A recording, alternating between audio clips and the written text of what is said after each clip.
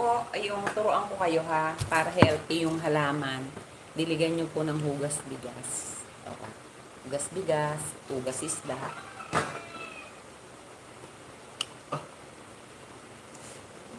Tapos po, yung mga nabubulok, yung kagaya ng balat ng saging, yung mga balat ng gulay, yung mga gulay, pwede nyo po yung gawing, ibababad nyo sa tubig. Tapos, yung katas nun, ididilig nyo. Fertilizer din po yun.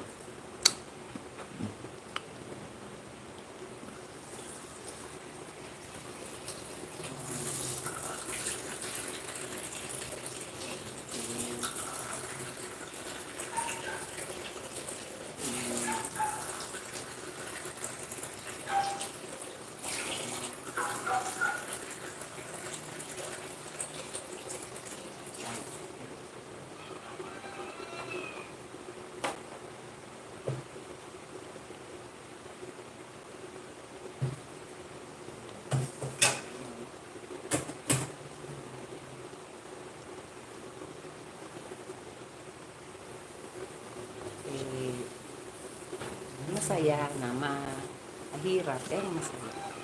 Enjoy! Enjoy, enjoy lang.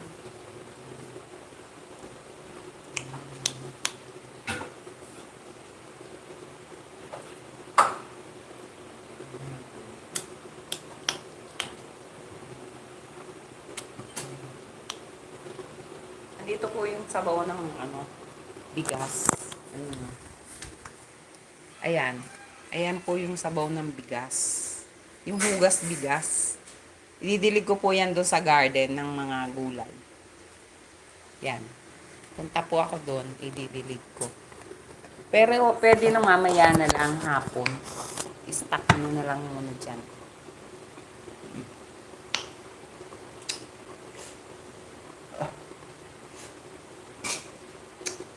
Ituwa pa kasi ako ng mga panglagay sa ginatan. Kain tayo ng singkamas, guys. Kumukulo na yung sopa.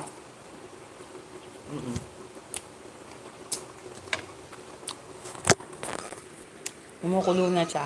Ayan mo.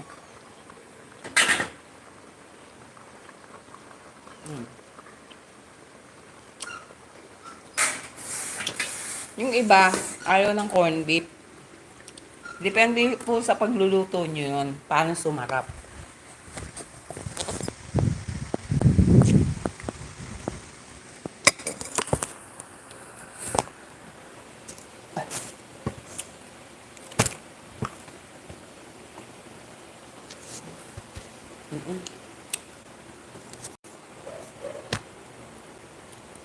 Ten pa lang. Bakit 10 pa lang siya? 10 minutes pa lang ba? Ang tagal na ako naglalay ba?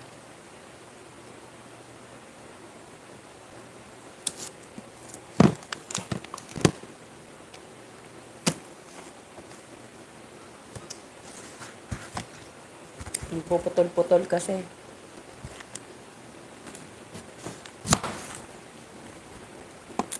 Huwag mong pakialaman dahil ako yung maggagawa ng bilo-bilo. Ay, ano to? Hindi ako nakabili ng sago. Sad.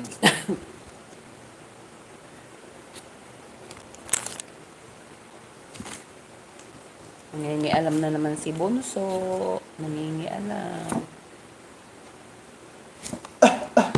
Oo. Pag sinaway mo yan, nasakit agad ang ang ngipin. Ganun yun. May 30 minutes na yata akong nakalive. But dito ay 10 lang.